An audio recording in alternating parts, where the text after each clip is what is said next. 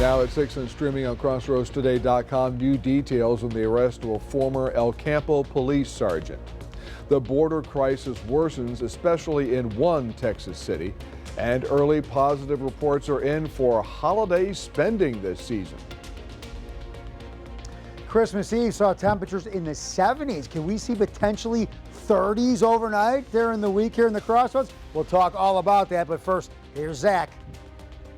Plus, we have 3 area girls teams ranked in their respective class. Find out who they are in sports. You're watching 25 News now at 6. Good evening and thank you for joining us. I'm Don Brubaker. Karina Garcia has the night off. Details of the Manville aggravated sexual assault case against an El Campo former police sergeant are now coming forward. The El Campo Leader News reports Freddie Douglas was released on a $100,000 bond after a birthday party in his honor turned violent last month. A woman at the party claims she was sexually assaulted by Douglas at the party. There is no indication Douglas was involved in any illegal activity while on duty at the El Campo PD. The 13th Court of Appeals affirmed a jury's conviction and 50-year prison sentence of Devon DeBoard of Yoakum for his role in the 2019 murder of Schrader resident Margaret Tucker. The Goliad Advance Guard reports Justice Gina Benavides made the ruling.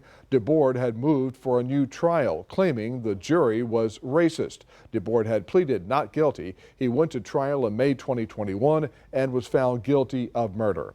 Optimum will pay to Texas $350,000 for poor customer service. Attorney General Ken Paxton told KXAN his office residents have noted a pattern of issues over multiple years with Optimum, including suspected billing practices, slow internet speed, frequent outages, poor customer service, and misleading promotional work. The company also agreed to address any issues in its customer service practices. DNA evidence helped lead to the arrest of a suspected Wharton County bank robber 2 years after the crime. The Wharton Journal-Spectator reports 63-year-old Robert Pullum was detained in Houston on an aggravated robbery warrant. Pullum is accused of robbing the Amegy Bank in East Bernard in April 2021 by using a bomb threat to force tellers into handing over their money. No one was harmed. Pullum also is a suspect in a Colorado County bank robbery, also in the spring of 2021. And now let's take a first look at your forecast. In for First Warn Storm Team Chief Meteorologist Mac Pettis, here is meteorologist Howie Gordon. Howie, we had some sunlight today and some clouds and temperatures. Bob, what should you expect for the day after Christmas?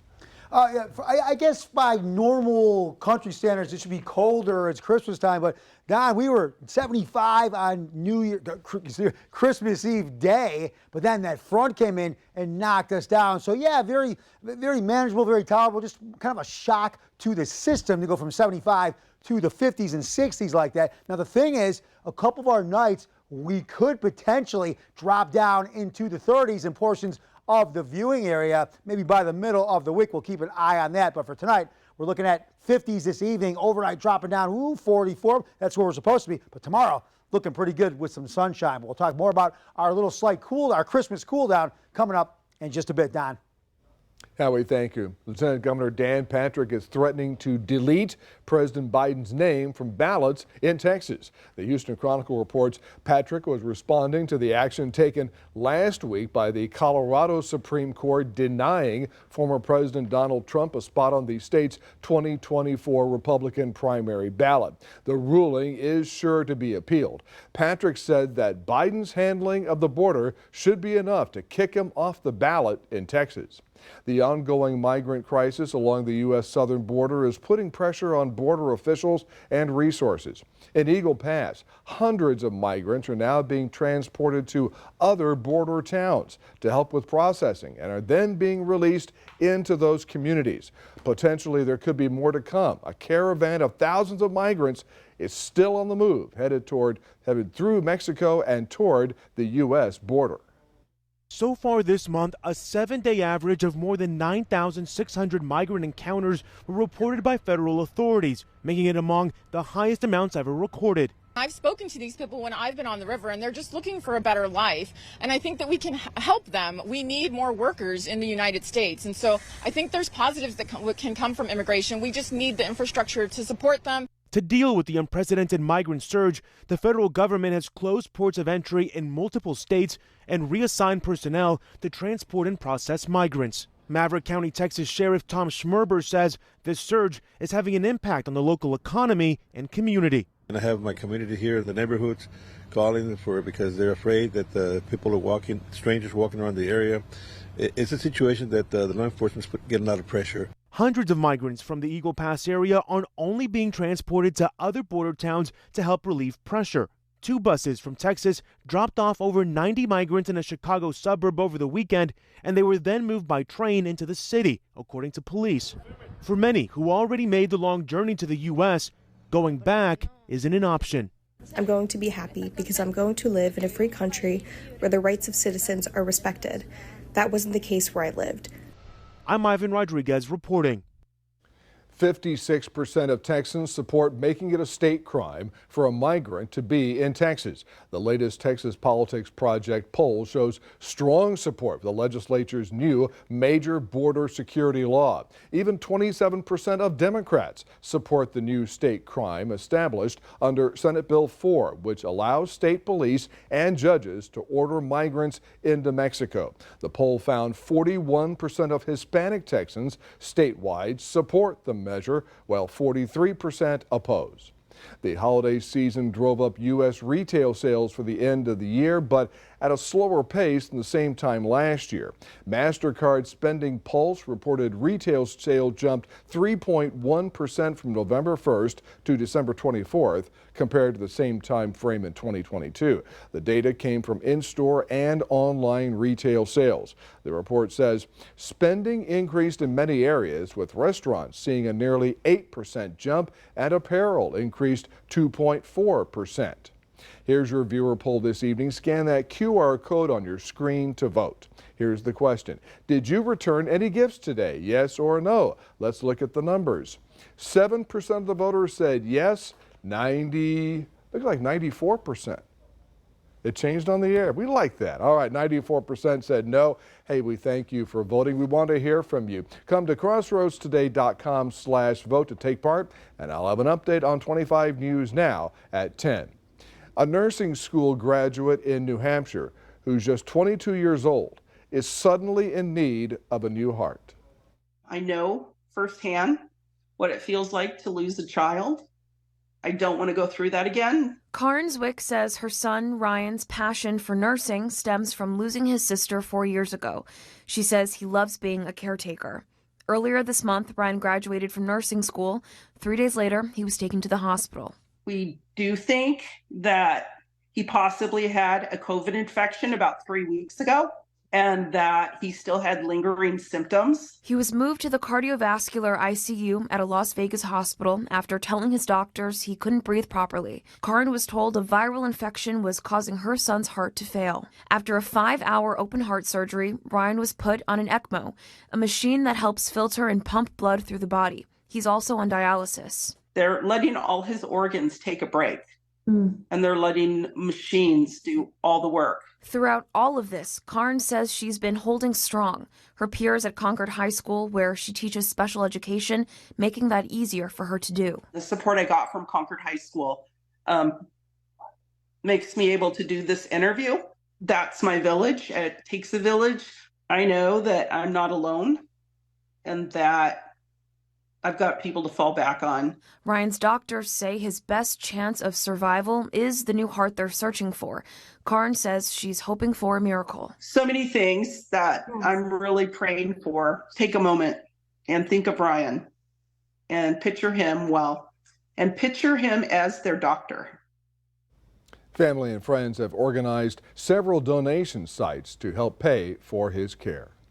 The Texas Supreme Court has asked the state's medical board to offer doctors guidance on interpreting the exception to the state's abortion ban. You can read the Texas Tribune article on our website, crossroadstoday.com. Remember to subscribe to our YouTube channel, Crossroads Today. Hit the like button and click the notification bell so you can see Crossroads Today on YouTube. And stay with us. Coming up on 25 News now at 6. Authorities in Georgia are looking for the people who defaced a Confederate memorial.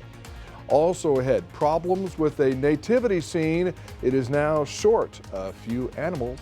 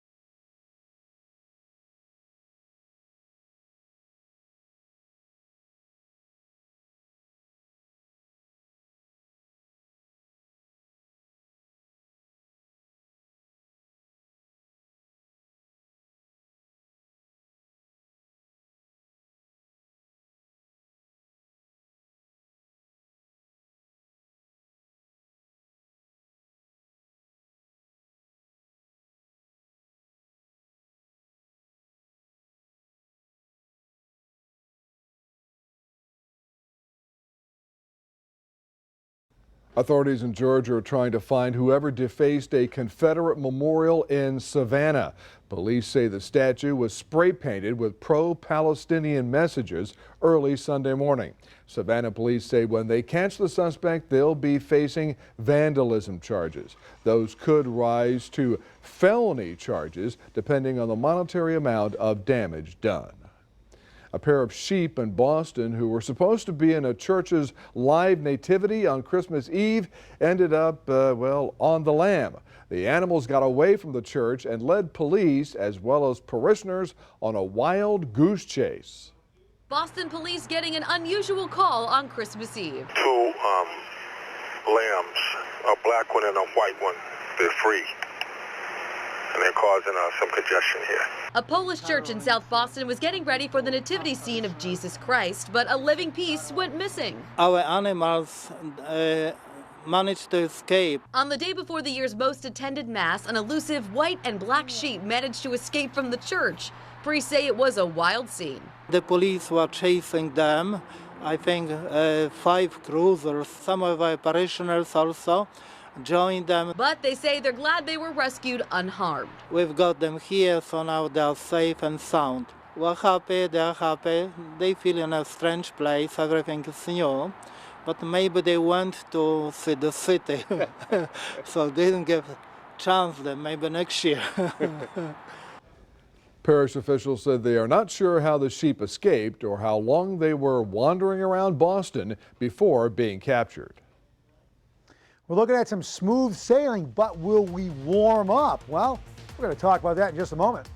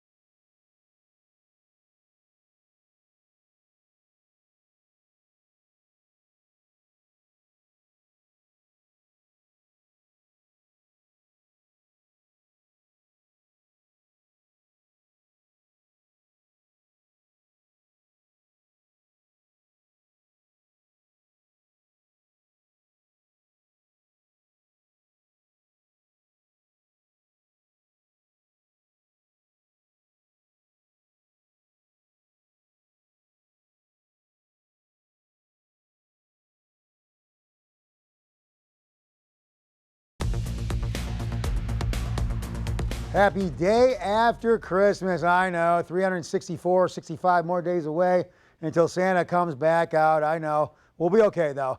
So a couple breezy days, some cloud cover, but some ample sunshine, too. Does that confuse you? Well, I'm going to clear it all up over the course of the next 3 to 4 minutes. Now, okay, a recalibration. We did make it back into the 60s. Christmas Eve day, 75 degrees. Yesterday, 61. Today, 60, but below average. That front that came through knocked us back down for some closer to Christmas or December weather, for not for these parts, but compared to the rest of the country. But back in 2016, 84 degrees. We got some beach days around here around Christmas and New Year's here in the Crossroads. So what's going to happen, though, is we're still seeing a supply of that sinking, cold, dry air, cooler dry air from the north. And then again, a mix of clouds and sun. As that air comes down, yeah, we could see as we get away from the water some of these nights, not the next day or two, but maybe Wednesday, Thursday, Friday night, yeah, we could see the 30s potentially with some spots in the Crossroads maybe getting below freezing conditions, 31 or maybe 30 or who knows, 29 degrees. And that's going to be away from the water out in the outskirts over here. Yeah, maybe Gonzales, Nixon could see potentially temperatures dropping down into the 30s. Now, a couple of days ago, we were 66, 67. That boundary came through, wrenched the atmosphere out of its moisture, and now we were seeing 30s and the 40s. We're starting to see a little bit of a rebound with some of that Gulf moisture moving in. These numbers creeping back up because these were 30s and 40s yesterday as well. So that'll slowly start to balance out. Those will be on the rise, but you know, with the temperatures on the cooler side, doesn't get as stuffy when these numbers are up, even though now, at the moment, they are on the downside. Okay, so here is what we have. That boundary pushed off, high pressure moved in. Now, I talked about high pressure generally signifies mostly sunny skies, lighter winds, unless there's some tugging and pulling. But what's going on is the high pressure's moved in, pulling this cool, dry air down. But what's happening is it's undercutting this warm moisture of the Gulf. This less dense air is getting pushed under and pushed up. And with that upward movement, we're seeing some of this cloud development. Now, not completely cloudy, not completely sunny.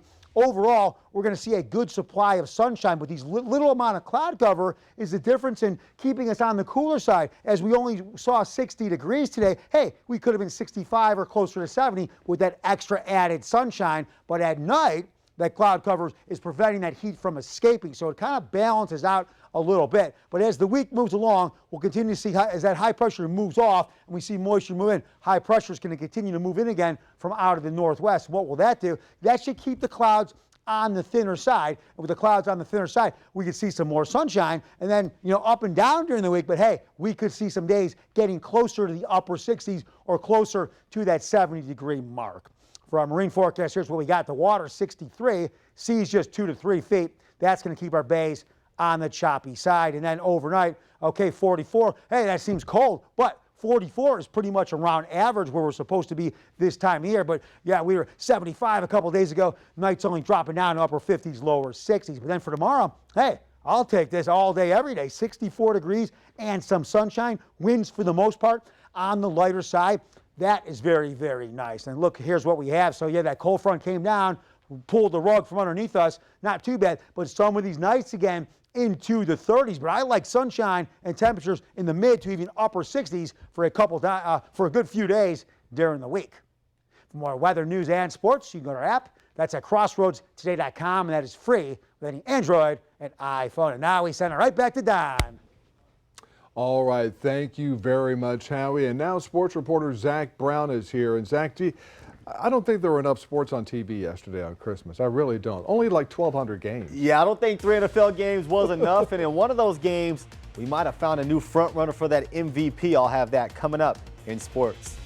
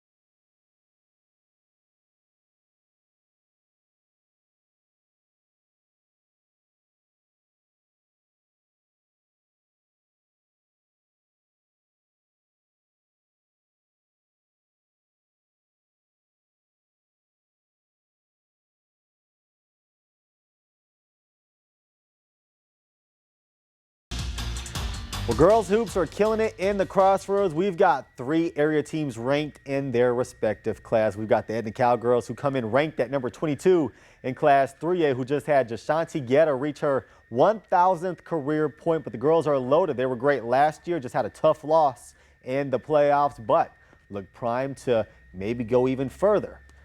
In Class 4A, we've got the Cuero Lady Gobblers, who come in ranked at number 21 with a record of 20-3. The girls so far have only had 1 district game. They have another one this Friday at 11 a.m. against Fox Tech. They will look to go 2-0 in district. Also of note, the girls have scored a total of 1,403 points this year, have only allowed 704. So that's a great differential for the Lady Gobblers. And last but certainly not least, the Shiner Ladies. They are ranked at number 18 in Class 2A, coming in with a record of 14-2. They are winners of 7 in a row. As a matter of fact, their last loss was to the Cuero girls in a tough 40-30 battle. Of course, that's a non-district game, but it was an iron sharpens iron situation between 2 area powerhouses. Speaking of Shiner, former Comanche Dalton Brooks and the Texas A&M Aggies looking for a win at the Texas Bowl tomorrow and also the Lasso tournament. Brooks missed his first attempt, so they pull it back, recoil it. Let's go on a fast forwards through this part, and Dalton Brooks is just going to give it a couple of swings, and he's going to connect. However, according to TexAg's Twitter, Oklahoma State did take the Lasso tournament.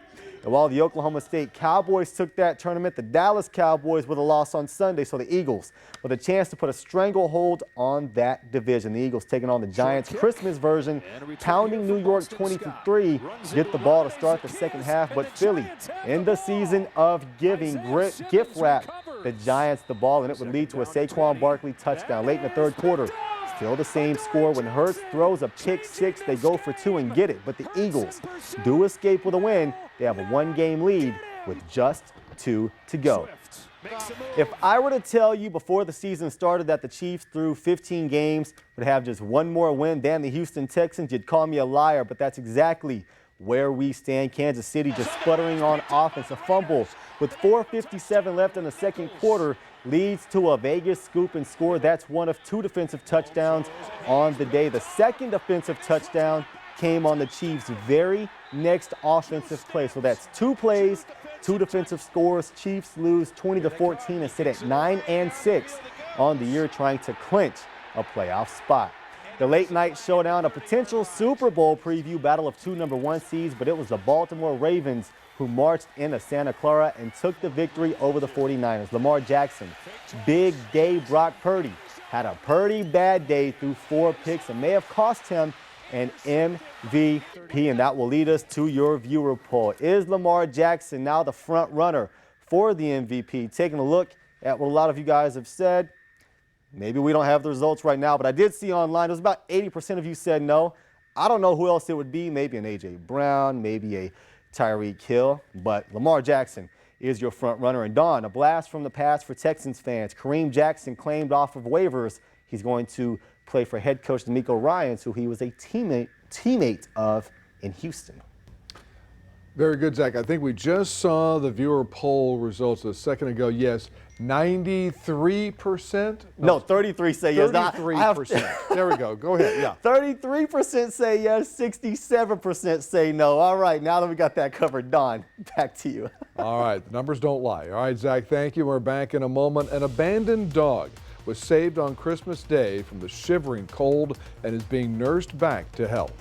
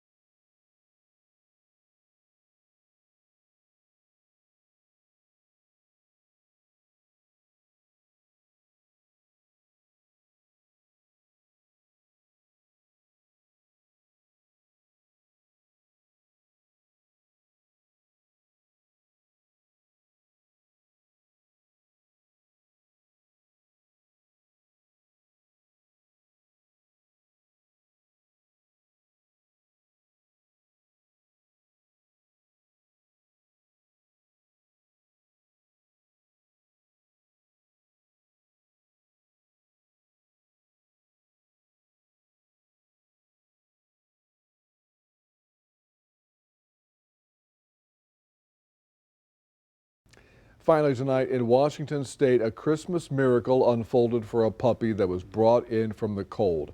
His angel turned out to be a veterinary nurse.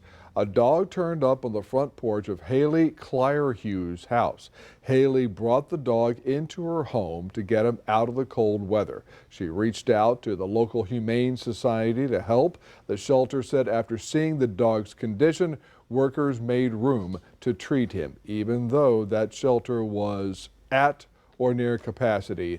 That dog was in really bad shape, but they made room for that dog. Did he get his forever home? Still waiting on that. Okay. Still waiting on that. But they probably saved his life. No, because just absolutely. out there on the front porch, no cover, the people who were living in the home didn't know he was out there. But one of the wife was a veterinary nurse. I mean, how That dog got lucky, man, like Christmas miracle, I like like you to see said. that story that it happened. A good ending for this little puppy, but I mean, those are your children, man. Don't let your pets go out on the street. Come on, Absolutely. get your pet, take care of him. He's like your family member. Don't leave him out in the cold. It's a bothersome topic with me, but we'll get into How cold will be our cold here? Yeah, not as bad here in South Texas. High pressure keeping our skies mostly clear. We got a little cloud cover, so that's blocking out the sun, but it's also keeping us a little warmer overnight. So 44 though overnight, it's chilly. 64 tomorrow and sunny. I like that. And looking ahead the rest of the week, hey, we got some sunny days and not too bad, not too cold out. All right, thank you, Howie, and thanks for joining us. We'll see you tonight for 25 News Now at 10. Have a good one, everybody.